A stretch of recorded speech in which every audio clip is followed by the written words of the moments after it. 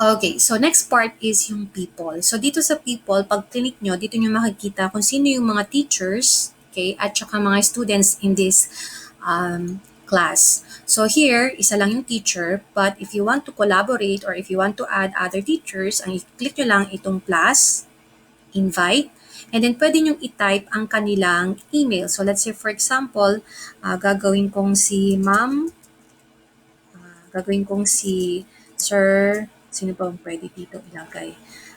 Pwede nyo i-type yung kanilang email para ma-add sila as teacher. So, hindi ko muna ilalagay yan para, ano.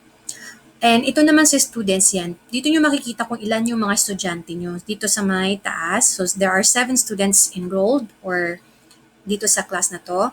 And then pwede kayong, there are 2 ways kasi kung paano nyo ma-add or ma-invite yung students. Yung kanina, yung class code. Okay, yun yung ibibigay nyo para makapag-join sila. Another way to invite them is through their email also. Yan. So, pwede nyo din silang i-invite through their email. Let's say, for example, sino ba dito? Pwede kong i-add. Ako na lang, yung, ano ba? Okay. Si Ma'am Liana na lang. Tingnan ko nga. Liana V. Ayaw. Wala. Maghanap tayo ng pwedeng i-add. Sino kaya? Ayan, si Sir Emma na lang kasi medyo safe naman to. Okay, so i-add natin si Sir Emma. Invite natin siya dito sa class. Ayan, inviting. So yun, pwedeng code or pwedeng email ng bata.